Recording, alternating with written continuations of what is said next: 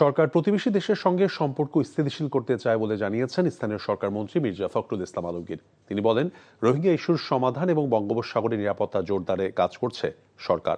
আর প্রধানমন্ত্রীর রাজনৈতিক উপদেষ্টা ডক্টর মাহাদি আমিন জানান, দেশের আইনশৃঙ্খলা পরিস্থিতি বর্তমানে স্থিতিশীল রয়েছে। ইফতেখার রেজার রিপোর্ট। রাজধানীর একটি হোটেলে যুক্তরাষ্ট্র ভিত্তিক গবেষণা সংস্থা কম্পাস আয়োজিত দাতা দেশ ও সংস্থাগুলোর প্রতিনিধিদের সাথে সংলাপে বসে সরকারি উচ্চপদস্থ একটি প্রতিনিধি দল।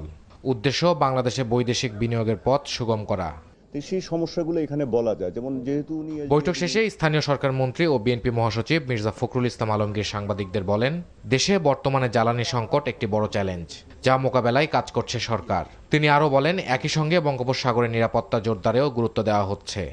আমাদের বে অফ বেঙ্গল যে আছে সেটাকে নিরাপদ রাখা, আমাদের বন্ধুদের সঙ্গে আমাদের সম্পর্ককে স্থিতিশীল রাখা, আমাদের প্রতিবেশীদের সঙ্গে সম্পর্ককে স্থিতিশীল রাখা, এই বিষয়গুলো অবশ্যই আমাদেরকে সমাধান করতে হবে। রোহিঙ্গা ইস্যু, এটা আমাদের জন্য একটা বড় সমস্যা, এই সমস্যাটা আমরা সমাধান করতে চাই। এ সময় প্রধানমন্ত্রীর উপদেষ্টা মাহাদি আমিন বলেন, নতুন সরকার দেশে বিনিয়োগ বান্ধব পরিবেশ তৈরি ও দেশকে স্থিতিশীল করতে কাজ করছে। গণমানুষের যে প্রত্যাশা ছিল সেটিও কিন্তু প্রতিপালন হওয়া শুরু করেছে। দেশের আইন শৃঙ্খলা পরিস্থিতি যথেষ্ট স্থিতিশীল রয়েছে, মানুষের ভাগ্যের পরিবর্তন হচ্ছে, স্বাস্থ্য, শিক্ষা, কৃষি, অবকাঠামো প্রতিটি ক্ষেত্রে কিন্তু প্রতিশ্রুতি অনুযায়ী কার্যকর সমাধান হয়েছে।